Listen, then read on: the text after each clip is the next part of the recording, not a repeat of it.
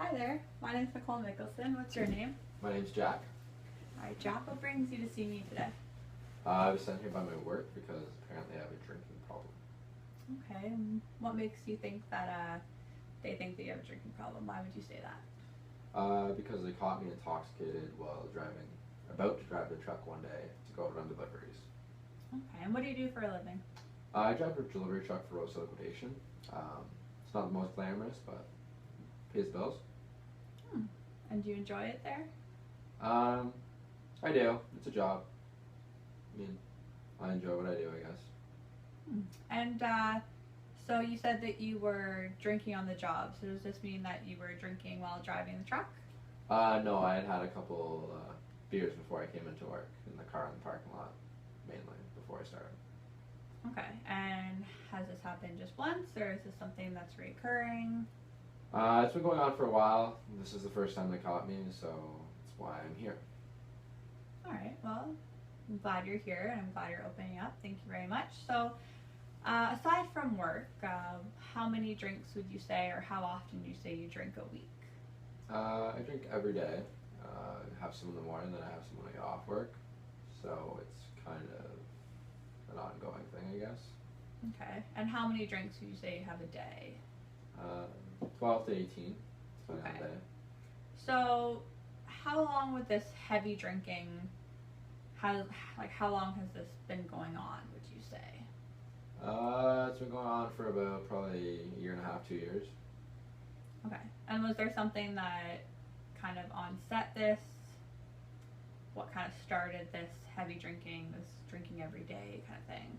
I had a falling out with my brothers and sisters, and then a falling out with my parents, and I lost a couple friends, so just kind of all spiraled down from there. So you've had a rough past 2 years, you'd say? Yeah, I'd say so. Okay, so from my understanding of everything that we just kind of spoke about, alcohol has kind of had a negative effect in the past few years. So falling out with your family and friends, I mean, work obviously is not going so well right now. You say you've maybe kind of isolated yourself a little bit with drinking when it comes to your social life and your work life and all that kind of stuff? Yeah, I guess, yeah, that sounds pretty well exactly what's happened, now that you say it that way. Okay.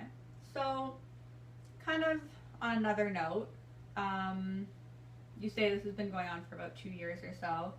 So, have you ever tried seeking help related to your drinking? Yeah, my ex-girlfriend tried to make me go to AA meetings, but I felt like I didn't belong there, and I felt socially awkward, and it just wasn't for me. It just didn't work. Yeah, which can happen.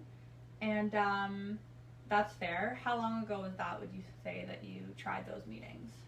Probably just under a year and a half ago. Year and a half ago.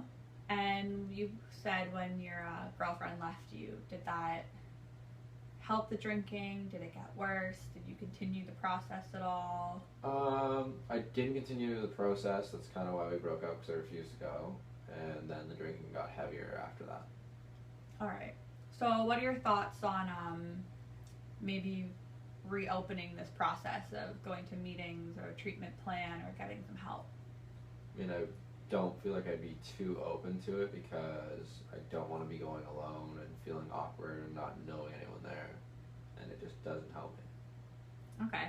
And what do you think maybe would be a solution to that problem? I mean, I don't really feel there is a solution. I mean, maybe if I brought one of like my coworkers who I'm a friend with, or you know, maybe a family member, but more than so, maybe a coworker who I'm close with. Yeah, and that's actually really common. Taking someone to a meeting, all your meetings, or actually that happens a lot. You know, it kind of opens up the process. It's easier to open up to someone that you may know or make you feel a little bit more comfortable. So if you're open to that, I would definitely suggest that. Another question is, what's something that you really miss before all of this drinking became a big part of your life? I'd say I miss my family because that's kind of where the whole falling out with the drinking started. Was with my brothers and sisters, and you know, they had their kids and they didn't want me around their kids because they're worried that something may happen, and so they stop coming around, and I stop coming around. And that's probably one of the main reasons that this has all started. Right. So would you say that your family before drinking started was a big part of, like, a big joy in your life? Yeah, I'd say so. So would you agree with me when I say that the joy, alcohol has kind of taken the joy out of your life, in the sense of you're almost replacing that joy with the short-term fix, which is alcohol? That kind of makes sense? That makes sense. That sounds right. All right. So after everything we've kind of talked about now, what do you think would be a good next step for you? Well, I mean, I don't want to lose my job, and they already said they wanted me to go to AA if I wanted to keep driving for them. So, I mean, I guess I'd have to go to AA, but I'm a little scared to go back because the way the first time was. Mm-hmm. So fear and being scared, nervous is obviously a very natural feeling. And I think that everyone experiences that feeling in everyday life. I mean, I feel it as well, starting something new, something unknown. And like we talked about, maybe bringing someone who will make you feel more comfortable can take that fear away. And that's what we here call something the circle of support. So using people like your friends, your family, your coworkers, obviously your employee has your best interest at heart. People like myself, other counselors, and even the people at the meetings you'll find can become people in your circle of support. And I mean, I'm really proud of you for coming here today, and you made the right choice by coming to speak to me. And I think the next thing is, if you feel comfortable and, like you said, you're willing to do a meeting, you're willing to go to an AA meeting, which is a huge step. So maybe making that one of your goals is finding someone to go with you, and then attending one of those first meetings while we make a treatment plan and set up a facility. Maybe one more goal could be something like bringing that joy back into your life. So what do you think would be something that could bring joy back into your life that you're missing?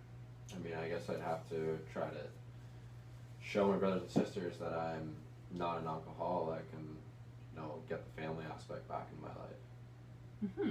So I think those two goals are really good. So we have the finding someone to go to that meeting with you and attending one of those meetings, trying it again, and also maybe reconnecting with your brothers and sisters to bring a little bit of joy back into your life, instead of to almost replace the alcohol, right? And be able to find something else that can bring you joy.